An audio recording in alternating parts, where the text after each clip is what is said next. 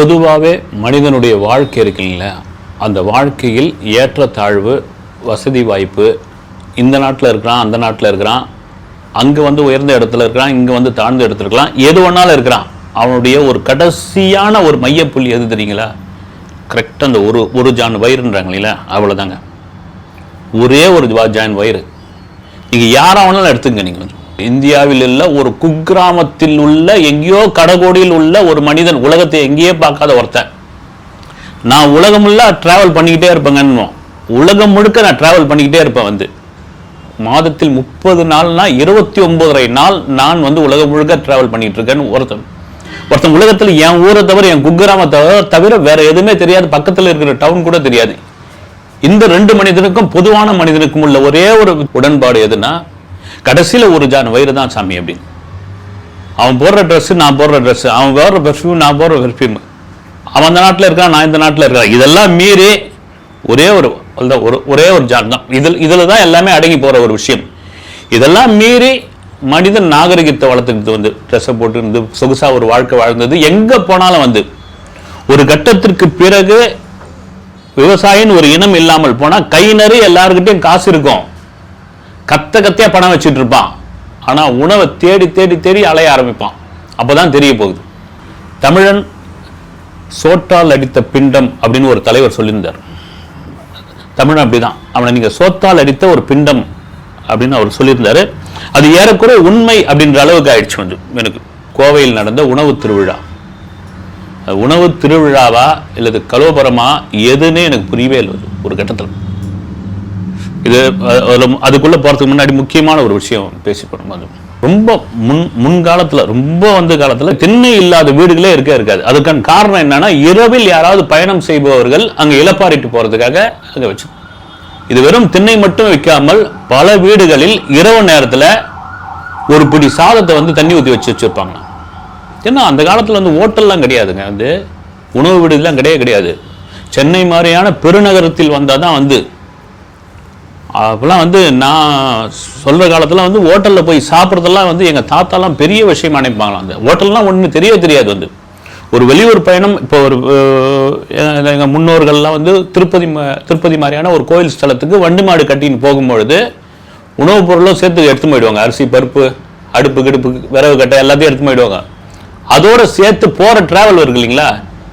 இப்போ வந்து ஒரு செய்யாறுலேருந்து திருப்பதி வரைக்கும் போகிறோம் அப்படின்னா, அரக்கோணம் வழியாக அப்படி போயிட்டு இருக்காங்க, காஞ்சிபுரம் அரக்கோணம் வழியாக போயிட்டு இருக்காங்கன்னா, அத்தனை நாள் டிராவல் அந்த மாடு போகிறத பற்றி அங்கங்கே இலப்பாரி போவாங்க. அது அப்போ என்னன்னா, இந்த ஒரு நாளைக்கு தாங்குற மாதிரி புளி சாதம், அப்புறமா வேறு புளி சாதம் தான் கட்டுவாங்க, இல்லை தயிர் சாதம், தயிர் கூட ஒரு கட்டத்தை பிடிச்சி போய்டும், ஏதோ ஒரு சாதம் வந்து தாங்குற மாதிரியான ஒரு சாதம். அப்போல்லாம் வந்து பிரெட்டு, பன்னு இதெல்லாம் ஏது வந்து அப்புறம் ஒரு இடத்துல நின்று அடுப்பு மூட்டி செஞ்சு சாப்பிடுவாங்க. இதுதான். இப்போ இந்த திண்ணை வச்ச வீட்டில் யாராவது ஒருத்தர் பசியோடு வந்து படுத்துட்டாங்கன்னு வச்சுங்க, திடீர்னு அந்த வீட்டில் இருக்கிற ஒரு அம்மாவோ அந்த கணவரோ எழுந்து முடிப்பு வந்து யாரோ ஒரு வழிபோக்கர் படுத்துக்கிட்டு இருக்காருன்னு, ஐயா சாப்பிட்டீங்களா அப்படின்னு அவர் பார்த்துட்டு, இருங்க நாங்கள் கொஞ்சம் சாப்பாடு எங்ககிட்ட இருக்கிற சாப்பாடு அப்படின்னு கொண்டு வந்து கொடுப்பாங்க. அவங்க சாப்பிட்டு படுப்பாங்க. இதுதான் வந்து, ஏன்னா உங்களுக்கு வந்து அவ்வளோ போதுங்க அப்படின்னு சொல்கிற ஒரே ஒரு விஷயம் அது மட்டும்தான். போதும் சார், நீங்கள் போட்டு திரிக்கவே முடியாது, எனக்கு போதுங்க அப்படின்னு. நீங்கள் அன்னதானம் பண்ணும்பொழுது பல ஊரில் அன்னதானம் பண்ணியிருக்கேன். நானும் அன்னதான குழுலாம் கூட இருந்திருக்கிறேன். அப்போ அந்த அன்னதான குழு இது எத்தனை பேர் கவனிச்சிருப்பீங்க தெரியாது. இப்போ வந்து 1:30 மணிக்கு அன்னதானம் போடப்படும் அப்படின்னு ஒரு தகவல் நினைச்சுங்க. 1:20க்குலாம் அன்னதானம் போட்டு எக்ஸ்பீரியன்ஸான ஆள் ஒருத்தர் இருக்கார், வந்து ஜெயராமன் என் ஊரில். அவர் என்ன 1:15க்குலாம் பதப்பதப்பாயிடுவார். வந்து 1:15க்குலாம் என்ன பண்ணுவார், சாப்பாடு ரெடியான்னு 1:15 ஏன் அண்ணன் 1:30 மணிக்கு தானே வச்சிருக்கிறோன்னா, அப்போ அவர் சொல்கிற விஷயம் என்னன்னா, தம்பி 1:30 மணி ரைட்டு, 1:30 மணி அப்படின்னு அவன் நினச்சின்னு வரான், இல்லை அவனை காக்க வைக்கக்கூடாது. காரணம் என்னன்னா, ஒரு 10-15 நிமிஷத்துல அந்த பசி இருக்குதுல்ல, அது வந்து பசி இதுவாயிடும், தம் கட்டிடும். உங்களுக்கு நேரம் தவறி சாப்பிட்டீங்கன்னா சாப்பாடு எடுக்காது. உங்களுக்கு பசி நேரத்தில் பசிக்கு முன்பாகவே ஒருத்தனுக்கு உணவளிச்சிடணும். அதுதான் ரியல் அன்னதானம் அப்படின்ற ஒரு விஷயம். இப்போ நம்ம இங்கே வருவோம். வந்து கொடிசியா மைதானத்தில் உணவு திருவிழா கோவையில் ஒருத்தர் வந்து சொல்றாரு, வந்து அதாவது 860 ரூபாய் சில்லறை ஏதோ ஒன்று, பெரியவங்களுக்கு, சின்னவங்களுக்கு பார்த்தீங்கன்னா 540 ரூபா கிட்ட. வாங்க நீங்கள் பல வகையான உணவு, சைவம், அசைவம், திருமண பக்கம்லாம் உணவு, தட்டு நிறைய உணவு, எது வேணாலும் எடுத்து சாப்பிடுங்க. ஒரு வெரைட்டி போட்டாச்சு, 250 வெரைட்டி போட்டு அடிச்சாச்சு. ஒரு மனிதன் 250 வெரைட்டி சாப்பிட முடியுமான்னு இல்லையான்னு தெரியல. அது அப்புறமா போவோம் அதுக்குள்ள. எனக்கு அவருடைய கிளிப்பிங்ஸ் ஒன்று பார்த்தேன் நான். நாங்கள் உள்ள நுழைஞ்ச உடனே வெறும் திருவிழா மாதிரி இருந்தது. அதை தாண்டி ஒரு அன்னதான கூடம் மாதிரி இருந்தது. எல்லார் கையிலையும் பாக்கு மர தட்டு. நான் கியூவில் நின்று ஒவ்வொரு வெரைட்டியாக வாங்கி மொத்தத்தையும் முடிக்கிறதுக்குள்ள எனக்கு 1.5 மணி நேரம் ஆயிடுச்சுன்னு. ஒரு மனிதனுக்கு பசி எடுக்கும் பொழுது 20 நிமிடத்திற்குள்ள அவன் சாப்பிட்டுணும். அந்த அமில இருக்கு இல்லைங்களா, அது வந்து சுரந்து அடங்கிறதுக்குள்ள அவன் பசியாத்திடணும். 1.5 மணி நேரம் என் வீட்டு 1000 ரூபாயை கொடுத்துட்டு நான் வந்து எல்லா வெரைட்டியும் வாங்குறதுக்கு 1.5 மணி நேரம் நின்று அடிதடியாகி பசியை போயிடுச்சுங்க, நான் வச்சுட்டு வந்துட்டேன் அப்படின்னாரு. சரி, நீங்கள் யார் உங்களை அப்படி போக சொன்னது அப்படி? இது ஒரு பக்கம் அவங்கள கேள்வி கேட்குறாங்க. இன்னொரு பக்கம் என்ன சொல்றாங்க, அங்கே போயிட்டு வந்த ஒரு சில நண்பர்கள்ட்டலாம் பேசுறேன், கோயம்புத்தூர் நண்பர்கள்கிட்ட, இது திட்டமிட்டு ஏமாற்றப்பட்ட ஒரு விஷயம் சார் இது வந்து அப்படின்னு அவங்க சொல்றாங்க. நீங்கள் இதெல்லாம் கிராஸ் செக் பண்ண மாட்டீங்களா? நீங்கள் கேள்வி கேட்க மாட்டீங்களா? ஒரு 850 ரூபா 1000 ரூபாய் டிக்கெட்டுன்னு நீங்கள் போய் விழுந்து அடிச்சுன்னு கொடுத்துருவீங்களா? கோயம்புத்தூர்காரங்களாம் அடுப்பை வைக்கவே மாட்டீங்களா? நீங்கள் இந்த மாதிரியான கேள்விகள்லாம் நிறைய சோஷியல் மீடியாவில் இருக்குது. அது கோயம்புத்தூர், மதுரை, சென்னைன்னு பிரித்து பார்க்க வேணாம். அதாவது இந்த உணவு திருவிழாவுக்கு முன்னாடி இந்த நவம்பர் 11ஆம் தேதி இதற்கு வந்து ஒரு ப்ரெஸ் மீட் மாதிரி வைக்கிறாங்க. தமிழ்நாட்டில், இந்தியாவில் உள்ள உணவு சம்பந்தப்பட்ட யூடியூபர்ஸு, அப்புறம் சோஷியல் மீடியாவில் இயங்கக்கூடிய நண்பர்கள், சில பத்திரிகையாளர்கள் எல்லாரையும் கூப்பிட்டு இந்த ஆர்கனைஸ் பண்ணுறவங்க வந்து ஒரு ப்ரெஸ் மீட் வைக்கிறாங்க. அப்போ 250 மெனுவும் வந்து அவங்க முன்னாடி வைக்கிறாங்க.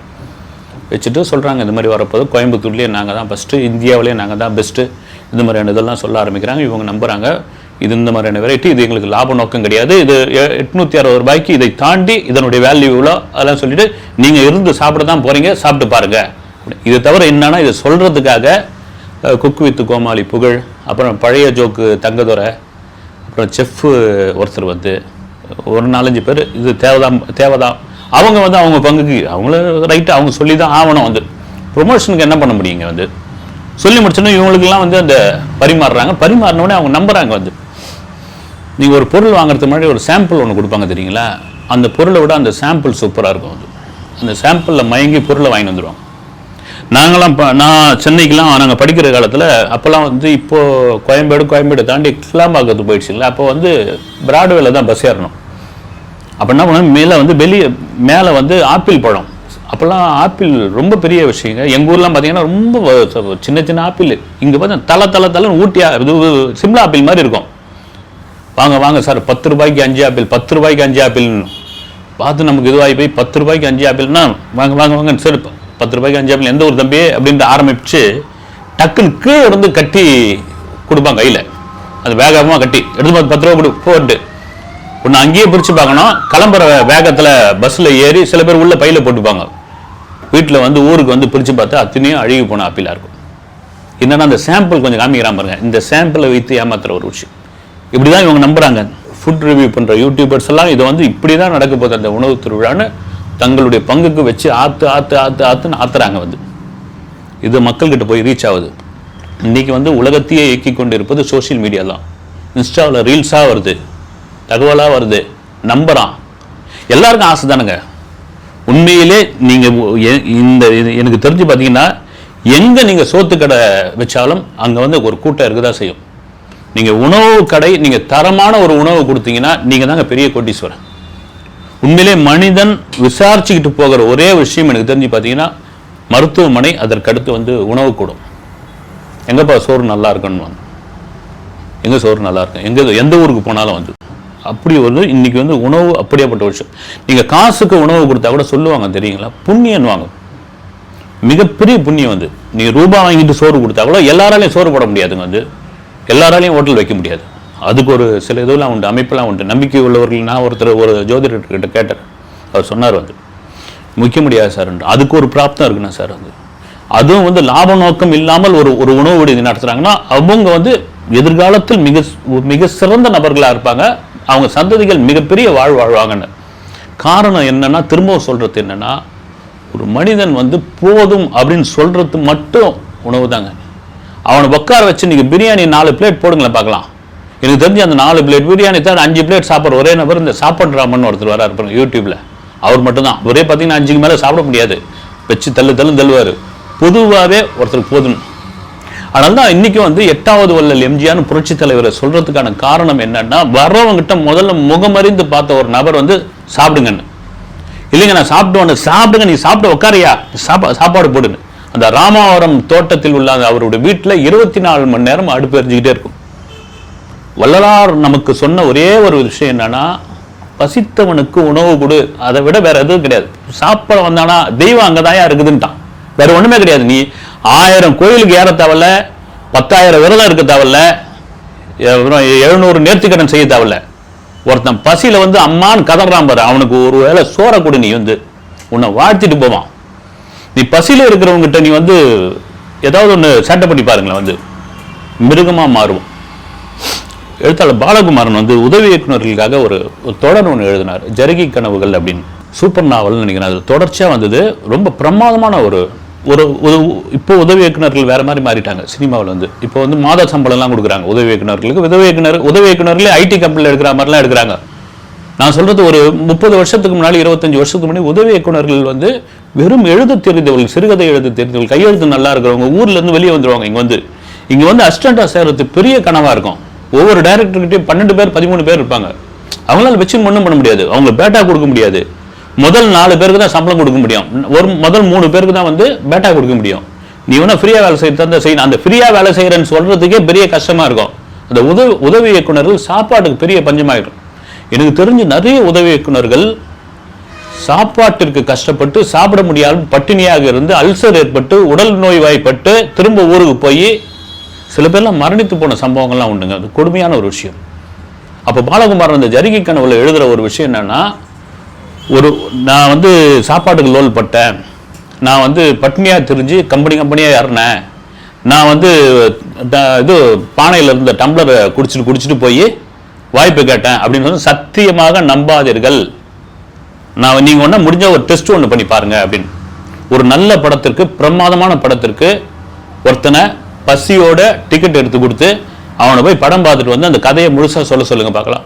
சத்தியமாக அவனால் முடியாது. இது உண்மை, நான் டெஸ்ட் பண்ணி பார்த்தேன். சாப்பிடாமல் உதயம் தியேட்டரில் ஒரு படத்துக்கு போயிட்டு, இது சத்தியங்க வந்து உதயம் தியேட்டரில் போய் பாலகுமாரன் சொல்லிட்டாரு பார்ப்போன்ட்டு உட்காந்தேன். போகவே இல்லை. கேன்டீன் பக்கம் தான் போது, அங்கே வறுக்கிற பாப்கார்ன் வாசனை தான் உள்ள அடிக்குது. உதயம் தியேட்டர்லாம் பாப்கார்ன் வாசனைலாம் உள்ளெல்லாம் வருது. எனக்கு என்ன படம்னு மைண்டில் இல்லை. வந்து வெளியே வந்து ஒரு டீயும் ஒரு பிஸ்கட்டையும் சாப்பிட்ட பிறகு தான் எனக்கு கண்ணே இருட்டுது. இது வரைக்கும் அந்த படம் பேர் கூட ஞாபகம் இல்லை. இது உண்மை. அங்கே தான் எழுத்து சித்தர் பாலகுமாரன் நிற்கிறார். எல்லாருக்குமான ஒரு விஷயம் என்னன்னா, அந்த ஒரு ஜான் வயறு என்பது மட்டும்தான். அதை வச்சு ஒரு ஸ்கேம் பண்ணியிருக்கிறீங்கன்னா அது எவ்வளோ பெரிய கொடுமையான ஒரு விஷயம். வந்து எல்லாம் 800 ரூபா 900 ரூபா கொடுத்து வாங்க வந்து சாமானியம் ஒருத்தம் கிடையாது. வந்து ஒரு மிடில், அப்பர் மிடில் எது வேணாலும் இருக்கலாம். நம்பி வரான்ல ஒரு உணவில். நீங்கள் ஒரு ப்ரெஸ் மீட் வைக்கிறீங்க, 250 வெரைட்டி இருக்கீங்க, அது சம்மந்தமான ஆட்களுக்கு சோறு போடுறீங்க, அவன் பாராட்டுறான், அவன் போய் சொல்கிறான். ஆனால் உள்ள வரவன் பார்த்தீங்கன்னா சந்தை கடை மாதிரி இருக்குன்றான். அவன் கொடுக்குற பேட்டி தான் ஒவ்வொருத்தரும் கதறின்னு கொடுக்கறது தான். பாக்கு மரத்தட்டை கையில் வச்சுக்கிட்டு இருக்கன்றான், அன்னதானம் மாதிரி நிற்கிறன்றான். என்னடான்னு கை கழுவுற இடத்துல போனால் ஷாக் அடிக்குது, புலம்பலாம். 5000 பேருக்கான டிக்கெட்டுக்கு விற்பனை செய்துவிட்டு அதற்கு மேற்கொண்டு டிக்கெட்டை வந்து விற்றுருக்காங்க. இப்போ சமீபத்தில் மறக்குமா நெஞ்சம்னு ஒரு நிகழ்ச்சி நடந்தது இல்லைங்களா, கூடுதலான டிக்கெட் வந்தது. அதுவாவது இசை விருந்து, சரி ஓகே, காதலை கேட்காம இருந்தால் கூட பரவாயில்ல. இது வந்து பசி. எவனாலும் சரி, பெரிய கோட்டி பென்ஸ் காரில் வந்தவனா இருந்தாலும் சரி, சைக்கிளில் வந்தவனா இருந்தாலும் சரி, ஒரு ஸ்டார் ஹோட்டல் இன்னைக்கு போகிறதுக்கு பயப்படுவாங்க. நீங்கள் ஒரு ஸ்டார் ஹோட்டலில், நான் பேசுகிற நான் இந்த இடத்துக்கு பக்கத்தில் கிரீன் பார்க் ஹோட்டல் இருக்குது. அங்கே பஃபே வந்து 1100 ரூபான்னு நினைக்கிறேன். இன்னும் கம்மியான விலையெல்லாம் கூட போடுவாங்க. எல்லா உணவும் எடுத்து நீங்கள் சாப்பிடலாம். அது ஸ்டார் ஹோட்டலுக்குள்ளே போயிட்டு வந்தோம்னா அது ஒரு தனி கெத்து தான். இந்த ஹோட்டலுக்குள்ளே நம்மளால் போக முடியுமா, நம்ம சாப்பிட முடியுமா, நம்மளை உள்ளே சேர்ப்பாங்களா அப்படின்ற ஒரு பயம்லாம் இருக்குது. அதெல்லாம் ஒரு காலெலாம் முடிஞ்சு போச்சு. நீங்கள் வேட்டி கட்டிலாம் கூட போகலாம். நீங்கள் வந்து அதெல்லாம் ஒன்றும் இல்லை. டவுசர்லாம் போட்டு வெளிநாட்டுக்காரெலாம் உள்ளே வரா இல்லைங்களா. ஆனால் என்னென்னா அந்த தாழ்வு மனப்பான்மை, நம்மளை உள்ளே விடுவாங்களா. இதுக்குள்ளே வந்து ஒரு சமயம் 5000 ரூபாய் இருக்குமா ஒரு சாப்பாடு, சும்மா பேசிப்பாங்க இல்லைங்களா. தாஜ் ஹோட்டலில் இப்போ கூட ஒரு தாஜ் ஹோட்டலில் ஒரு சாதாரண ஒருத்தர் வந்து இங்கே எப்படி காஃபி வந்து விலை அதிகன்றாங்களே, நம்ம குடிச்சிட்டு பார்க்கலான்னு ஒரு சாதாரண ஒரு தொழிலாளி போய் என்ன பண்ணிட்டான், ஒரு 3000 ரூபா கொடுத்து ஒரு காஃபி சாப்பிட்டு வந்து காஃபி வேஸ்ட்டுங்கன்ட்டான். வேஸ்ட்டு வந்து வெளியே வந்து மும்பையில் ரோடு கட்டில் வந்து 22 ரூபாய்க்கு ஒரு காஃபி சாப்பிட்ருக்கான். இதுதான் பெஸ்ட்டு காஃபி நிற்கிறான். அது அவனுடைய விருப்பம் வந்து சொல்ல. இப்போ இந்த மாதிரியான ஒரு இது இருக்குன்னா இத்தனை வெரைட்டியை கொடுக்குறாங்க. நீங்கள் மனித இயல்பே பார்த்தீங்கன்னு வச்சுங்க, இத்தனை வெரைட்டியை சாப்பிட முடியுமா நம்மளால்? முதல் விஷயம் வந்து அப்படி சைக்கிளில் வந்தவன், அம்பாசிடர் காரில் வந்தவன், மாரியில் வந்தவன், ஸ்விஃப்டில் வந்தவன், பென்ஸில் வந்தவன் எல்லாரும் தான் வந்திருக்காங்க. அங்கே எல்லாருமே வந்து தட்டே நின்றுட்டாங்க, வந்து எல்லாருமே கொந்தளிச்சு போயிட்டாங்க. இதில் வந்து கோவை மக்களை போட்டு ஒரு பக்கம் வருன்னு வறுத்து எடுக்கிறாங்க. அது கோவையில் நடக்கிறதா இந்த அளவுக்கு நடந்தது. இப்போ மதுரையிலாம் நடந்தது வேற மாதிரி இருந்தால், இன்னும் ட்ரையான ஏரியாவில் நடந்ததுன்னா அது வேற மாதிரி ஆயிருக்கும். வந்து அடிதடி இதாக இருக்கும். அது மறுபடியும் சொல்றது, தமிழன் சோற்றால் அடித்த பிண்டம் அப்படின்னு அந்த தலைவர் சொல்லும் பொழுது கூட எனக்கு கொஞ்சம் வருத்தமாக இருந்தது. ஆனால் இப்போ அவர் கரெக்டாக தான் அதை கணிச்சு சொல்லியிருக்காரு. அந்த தலைவர் யார், நீங்கள் கமெண்ட்ஸில் சொல்லுங்க. இதெல்லாம் மீறி முக்கியமான ஒரு விஷயம் வந்து ஔவையார் படம் எத்தனை பேர் பார்த்துருப்பீங்கன்னு தெரியாது. ஒருத்தர் ஒரு ஜபர்தஸ்டாக ஒரு நபர் வந்து ஒரு ஒரு ஒரு வீட்டுக்கு தலைவர் அவர் வந்து இப்படி நின்றுட்டு இருப்பார். ஔவையார் வந்து உட்காந்துருப்போம். இவர் ஔவையாருன்னு தெரியாது. என்ன பாட்டி, எந்த ஊர், என்னன்னு இப்போ சாப்பிட்டியா நீ, இப்படிலாம் ரொம்ப ஜபர்தஸ்டாக கேட்பார். வந்து சாப்பிட்லப்பா, உங்கள் வீட்டில் தான் ஒரு வேளை சாப்பாடு கொடுன்னா அவர் முகம்லாம் அப்படி மாறும். இதுவாகி என்ன உடனே பேச்சே இது பண்ணிட்டேன் அப்படின்னா, அதுக்காக என்ன வா வீட்டுக்கு வா அப்படின்னு சொல்லிட்டு, இந்த திண்ணையிலே உட்காரு பாட்டி நான் போயிட்டு வந்துடுறேன் அப்படின்னு சொல்லி கதவை போய் சாத்திக்கிட்டு உள்ளே போய் ஒய்ஃபுக்கிட்ட போய் கெஞ்சுவாப்புல, ஏன்டா உனக்கே தண்டை சோறு, இதில் வேறு யாரையோ கூட்டின்னு வந்துக்கிற ஒரு கேள்வி அப்படின்னு அந்த அம்மா திட்டு வந்து ஔவையார் காதில் கேட்டுக்கிட்டே இருப்பாங்க. அப்புறமா வந்து கூட்டணும் அப்படின்னு சொல்லி உட்கார வச்சு அந்த சாதத்தை இப்படி போடுற இதை பார்த்தோன்னே ஔவையார் எழுந்து ஒரு பாடல் பாடி, ஒரு பெண் என்பவள் அவள் 1000 தான் வந்து இதுவாக இருந்தாலும் கணவனுக்கோ மற்றவர்களுக்கோ ஒரு சோறு இடும்பொழுது, ஒரு அன்னம் இடும்பொழுது அவள் ஒரு முகமலர்ச்சியாக நெகிழ்ச்சியாக ஒரு அந்த அன்னத்தை வந்து சாப்பாடு போடணும். அதுதான் போய் கரெக்டாக போய் சேரும். நீலாம் ஒரு பெண்ணா, நீ உனக்கு சாபக்கேடு அப்படின்னு சொல்லி நீ இருக்கிறத விட சன்னியாசம் போயிடலான்னு அந்த ஆளுக்கு சொல்லிட்டு வந்தவொடனே அவன் கிளம்பிடுவான். எல்லாத்தையும் கட்டி கிளம்பினோடனே வந்தது ஔவையார்னு தெரியாமல் அந்த பொம்பளை போய் காலில் விழுந்து கதறி அழுத உடனே அப்போ தான் ஔவையார் ஒரு பாட்டு போடுவாங்க, பெண்ணிற்கு எல்லா இயல்பும் உண்டு. அதில் வந்து வரவங்களுக்கு முகமலர்ச்சியாக ஒரு யார் வந்தாலும் எதிரியே வந்தால் கூட ஒரு சாப்பாடு இப்படி தான் போடணுன்ற அந்த காட்சி இன்றைக்கும் எவர்கிரீன். ஒரு உணவை வைத்து இவ்வளோ பெரிய ஸ்கேம் பண்ணியிருக்கிறீங்க, அது கொந்தளிக்கிறான். அது கடைசியில் பார்த்தீங்கன்னா ஒரு வருத்தம் மட்டும் தெரிவிச்சிருக்காங்க, வந்து வருத்தம் தெரிவிச்சிருக்காங்க. உலகத்தில் இப்படியாப்பட்ட ஒரு நிகழ்வு எனக்கு தெரிஞ்சு நடந்திருக்காதுன்னு நினைக்கிறேன். வந்து ஏன்னா நான் கூட பார்க்குறேன், ஆப்பிரிக்கன்ஸ் நாட்டில் எவ்வளோ பெரிய ஒரு உணவு பஞ்சம் இருக்குன்னு தன்னார்வலர்கள்லாம் வந்து கொடுக்குறாங்க. வந்து ஒரு குழந்தைங்களுக்கு வந்து கியூவில் நிற்க வச்சு கரெக்டாக அந்த குழந்தைங்களுக்கான போதிய உணவு, ஒரே ஒரு கறித்துண்டு, அதோடு சேர்த்து ஒரு தண்ணி பாட்டில், அந்த கொடுக்குற விதம் இருக்கு இல்லைங்களா, அந்த குழந்தைங்க அந்த உணவை வாங்குறப்போ அவங்க பாரம்பரியம் அப்படி நின்று கீழே உட்காந்து அப்படி ஒரு வணக்கம் சொல்லிட்டு போகிற அந்த வளர்ச்சியில் எனக்கு கிடைச்ச உணவு இது, உணவுக்காக தான் இவ்வளோ அப்படின்ற அந்த அது அவ்வளோ ஒழுக்கமாக அவ்வளோ நீட்டாக நம்ம சொல்லுவோம். வந்து ஆப்பிரிக்கன்ஸை வந்து நான் தரவாக இதுவாக சொல்லலை, வந்து அவர்கள் வந்து காட்டு மிராண்டிகள் அது இதுன்னு. அந்த வீடியோ நான் தொடர்ச்சியாக பார்த்தேன். அவ்வளோ நீட்டாக நேர்மையாக அவங்க பசியில் இருக்குது அந்த குழந்தைங்க, தனக்கான உணவு இருக்குது. அங்கே வந்து சொல்லுது அந்த லேடி வந்து உங்களுக்கு இருக்குது, நீங்கள் இருங்க வெயிட் பண்ணுங்க அப்படின்னு சொல்கிற அந்த விஷயம். ஆனால் இங்கே பார்த்தீங்கன்னா அந்த கோயம்புத்தூரில் சந்தைக்கடை மாதிரி அடித்து பிடிச்சி எப்படியாப்பட்ட ஒரு விஷயம். கிட்டத்தட்ட 1000 ரூபாய் கொடுத்துட்டு நான் வந்து நிற்கிறேன். அசைவ உணவு அந்த ஸ்டார்டர்ட் இருக்கு இல்லைங்களா, அது எதுவுமே எங்களுக்கு கொடுக்கவே இல்லைன்னு ஒருத்தர் கதறாரு. இன்னொருத்தர் என்ன சொல்றாரு, ஏங்க எல்லாமே அறவுற வேக்காடாக இருக்குது, வேவே இல்லை, மொத்தத்தையும் ஏண்டா வந்தோமோன்னு ஆகிப்போச்சு, இங்கே யாரும் ஆர்கனைஸ் பண்ணுறதுக்கான ஆளே கிடையாது. இதெல்லாம் மீறி பொதுவாகவே உங்களுக்கு எத்தனை டிக்கெட் விற்றுது. இப்போ ஒரு ஹோட்டல் இருக்குது, ஹோட்டலில் வந்து நம்ம சாப்பிட்ட பிறகு பில்லு கொடுப்போம். பல ஹோட்டல்களில் நீங்கள் சாப்பாடுக்கு முன்னாடியே டோக்கன் வாங்கி போனோம் தெரியுங்களா. அவன் ஒரு நாளைக்கு தெரியும் இன்றைக்கி நம்ம ஹோட்டலில் 100 டோக்கன் 100 சாப்பாடு ஓடும் தெரிஞ்சுன்னா அவன் சாப்பாடு அரிசியை போட சொல்லுவான். அந்த 100 டோக்கனுக்கான இது தான் வச்சுருப்பான் கரெக்டாக. அந்த 99 100வது டோக்கன் வரும்பொழுது டே சாப்பாடு இல்லைடா, இல்லைண்ணா முடிஞ்சிடுச்சுண்ணே அப்படின்னா அடுத்து வரவங்களே இல்லைங்க டிஃபன் தான் இருக்குது அப்படின்னு. இது ஒரு ஹோட்டலில் நடக்கிற ஒரு 100 பேருக்கு சோறு போடுறவங்களுக்கே தெரியுதுன்னா ஒரு 5000 டிக்கெட் அடிச்சிருக்கிறீங்க, 5000 பேருக்கு ஒழுங்காக சோறு போட முடியாது. இதெல்லாம் தாண்டி உணவில் வந்து ஏமாற்ற வேலை எவ்வளோ பெரிய ஒரு கொடுமை. வந்து நீங்கள் எதில் வேணாலும் உணவில் ஏமாற்றவே கூடாது. உணவில் இன்றைக்கும் வந்து தஞ்சாவூர் மருத்துவமனைக்கு எதிரில் முடியாத ஒருத்தர் ஒரு இட்லி வெளியாளர்களுக்கு 3 ரூபாய்க்கு கொடுக்குறாரு. மருத்துவமனையிலிருந்து வந்தால் அந்த நோயாளிகளோட சீட்டு இருக்கு இல்லைங்களா, எல்லாம் பார்த்துக்கிறாங்களா அட்டெண்டருடைய சீட்டு, அதை காமிச்சா அந்த ஒரு இட்லி 50 காசு கொடுக்குறாருங்க. அது கேட்குறாங்க உங்களுக்கு 50 காசு கட்டுப்படி ஆகுமான்னு. அதை பற்றி கவலையே இல்லைங்க. உள்ளே வந்து அந்த மருத்துவமனையில் இருக்கிற அந்த வாழ்க்கை இருக்கு இல்லைங்களா, அவங்க இருக்கிறாங்க இல்லைங்களா, அது ரொம்ப கொடுமையான ஒரு விஷயம். என்னென்ன நோய்க்கு வந்திருக்காங்க, என்னென்ன வியாதிக்கு வந்திருக்காங்க. ஒரு அரசு மருத்துவமனை நாடி வந்திருக்காங்கன்னா நிச்சயமா அவன் பணக்காரனா இருக்க மாட்டான், ஒரு சாமானியன் தான். அவனுக்கு உணவு ரொம்ப முக்கியமான ஒரு விஷயம். நான் 50 காசு கொடுத்தா கூட பரவாயில்ல, நான் நஷ்டமானோட கூட 3 ரூபா கொடுத்து வாங்குறாங்கல்ல, அதில் நான் ஈக்குவல் பண்ணிடுறேன்னு சொல்றேன். அந்த நல்ல மனசு இருக்கு இல்லைங்களா, அதை விட என்னங்க, அவங்க தான் தெய்வம். நீ நோயாளியுடன் இருப்பவர்கள் வந்தால் 50 காசு இட்லி, சாதாரண ஆட்கள் வந்தால் 3 ரூபாய் இட்லி. அந்த 3 ரூபாய் அவனுக்கு கட்டுப்படி ஆகாது, வைக்கிறான் பாருங்க. இவன் தான் உயர்ந்த இடத்துல இருக்கிறான். இதெல்லாம் தாண்டி உணவு திருவிழா, உணவு கலாச்சாரம், ஆச்சா போச்சா அப்படின்னு இந்த மக்கள் அதை வந்து எதையும் கிராஸ் செக் பண்ணாம, எதையும் விசாரிக்காம சோத்தை போட்டா போடும். ஒரு 250 வெரைட்டி ஒரு மனிதனால் சாப்பிட முடியாங்க. நான் வந்து ஒரு ப்ரொடியூசர், ஒரு தரம்சந்த் லுக்கட், அவர் தான் நினைக்கிறேன், வந்து காதலின்னு ஒரு படம் எடுத்தார். ஒரு ஜெயின், மிகப்பெரிய ப்ரொடியூசர். எனக்கு தெரிஞ்சு நான் கலந்துக்கின ஒரு திருமணம் இதுதான் மிகப்பெரிய திருமணமாக இருக்குன்னு நினைக்கிறேன். அதாவது ராயப்பேட்டை ஒய்எம்சி மைதானத்தில் அவருடைய மகளுக்கு திருமணம் பண்ணார். நான் சொல்கிறது ஒரு 25 வருஷத்துக்கு முன்னாடி மிரண்டு போயிட்டேன் நான். அப்படி நான் பார்த்ததே கிடையாது. நம்ம ஊரில் உணவுனா பந்தினா கீழே உட்கார வச்சு சாப்பாடு போனவங்க, கொஞ்சம் வசதியாக டேபிளில் வச்சு சாப்பாடு போடுவாங்க. அதுக்கப்புறம் பஃபே வந்தது. இங்கே வந்த பிறகு தான் தெரிஞ்சு நின்றுனே சாப்பிட்றது அப்படின்ற ஒரு கலாச்சாரம் நமக்கு தெரிய ஆரம்பிச்சது. அங்கே எப்படின்னா ஒரு கரும்பு ஜூஸ்லேருந்து ஆரம்பித்து பஞ்சு மிட்டாயில் ஆரம்பித்து அப்படியே அந்த இது ஸ்டால் போய்கிட்டே இருக்குது. அப்போ கூட வந்து உடன் வந்த ஒரு நண்பர் சொன்னார், வந்து பாலு இதெல்லாம் கொஞ்சம் கிள்ளி சாப்பிடுங்கன்னாரு. என்னங்க அப்படி சொல்கிறீங்க, என்ன கிள்ளி சாப்பிடுங்க, எல்லாத்தையும் 150 வகையான ஸ்வீட்டு இருந்தது. மிரண்டு போயிட்டேன். இதில் என்ன பெரிய விசேஷம்னா எதையுமே வீணாக்கப்படவில்லை. அவங்க அங்கங்கே போர்டு வச்சிருந்தா தயவு செய்து வீணாக்காதீர்கள், உங்களுக்கு பிடிச்சிருந்தா சாப்பிடுங்க, இல்லைன்னா இது பண்ணிடுங்க, வச்சிடுங்க, வீணாக்காதீர்கள். சப்போஸ் மீந்து போயிடுச்சுன்னா அதை கொடுப்பதற்காக ஒரு தொண்டு நிறுவனத்துக்கு கொடுப்பாங்க, அந்த ஏற்பாடு பண்ணி வச்சிருந்தாங்க. இதை விட வேற என்ன வேணுங்க, பண்ணியாச்சு. அவங்க விருப்பம் அது. தன்னுடைய மகன் திருமணத்தை ஒரு திருவிழா மாதிரி நடத்தணும்னு அதுக்கான உணவை வந்து கொண்டு வந்து வச்சிருக்காங்க. உங்களுக்கு பிடிச்ச உணவு சாப்பிடுங்க, ஆனா கீழே கொட்டாதீங்க. அது எவ்வளவு பிரமாதமா ஆர்கனைஸ் பண்ணியிருந்தாங்க.